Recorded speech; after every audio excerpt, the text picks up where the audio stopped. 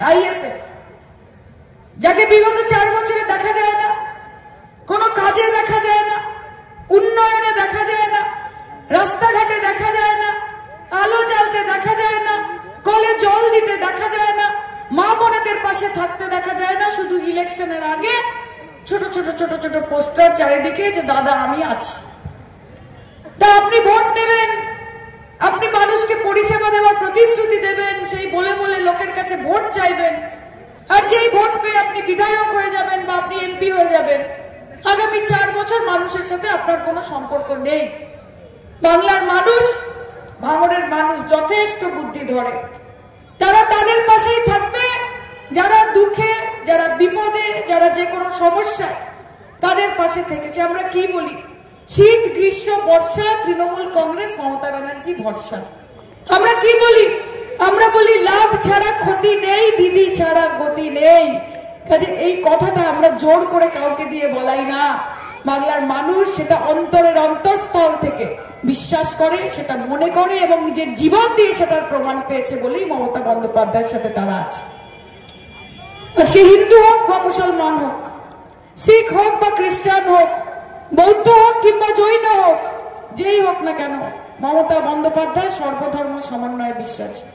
তিনি সবাইকে একসাথে নিয়ে চলায় বিশ্বাসী। তিনি এখানে ধর্মের রাজনীতি করতে আসেননি, তিনি এখানে কর্মসংস্থানের রাজনীতি করতে এসেছেন। তিনি জাতের রাজনীতি করতে আসেননি, তিনি ভাতের রাজনীতি করতে এসেছে। কাজে যারা ধর্মের নামে মানুষকে বিভাজিত করার চেষ্টা করছে, যারা হিন্দুর সঙ্গে মুসলমানের দাঙ্গা লাগাতে চাইছে, আজকে যারা যারা খুব বড় বড় কথা বলছে মমতা বন্দ্যোপাধ্যায়ের বিরুদ্ধে, তাদেরকে বলবো যে আপনারা নতুন দল তৈরি করুন। সেই দলের নাম হবে অল ইন্ডিয়া বিজেপি দালাল ইউনিয়ন, সেটার নাম হবে অল ইন্ডিয়া বিজেপি দালাল ফ্রন্ট।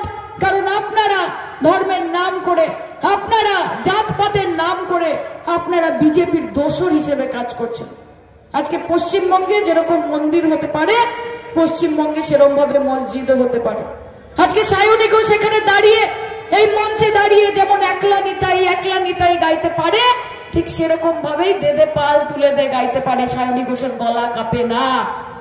কিন্তু যারা আজকে ঈশ্বরের নামে, আল্লাহর নামে নোংরা রাজনীতি করবে বলে বিজেপির দোসর হয়েছে, যারা বিজেপির কাছ থেকে টাকা নিয়ে হিন্দু মুসলমানের মধ্যে বিভ্রাট ঘটানোর চেষ্টা করছে, যারা জেলায় জেলায় দাঙ্গা বাঁধানোর চেষ্টা করছে, তাদের থেকে আমাদের জানে যে কোন কঠিন সময়ের মধ্যে দিয়ে বাংলার মানুষ, বাঙালি, যে কোনো ধর্ম, যে কোনো জাত, যে কোনো সম্প্রদায়, যে কোনো বর্ণ, প্রত্যেকটি মানুষ এই বিজেপি নামক পার্টির দ্বারা থ্রেটের আন্ডারে। বিজেপির ফুল ফর্ম কি? ভারতীয় জালি পার্টি। বিজেপির ফুল ফর্ম কি? বাংলা জ্বালাও পার্টি। এই পার্টি যারা বহিরাগত, যারা দিল্লি থেকে এসে বাংলাকে জ্বালানোর প্রবন্ধ করছে, এই পার্টিকে আমাদের 2026-এ একেবারে লোটা কম্বল গুটিয়ে যমুনা পার পাঠিয়ে দিতে হবে। কি হবে? কি বার? যমুনা পার, যমুনার ওপারে পাঠিয়ে দিতে হবে। কাজে লড়াইটা সংঘবদ্ধভাবে করতে হবে। আর ভাঙনের জন্য রয়েছে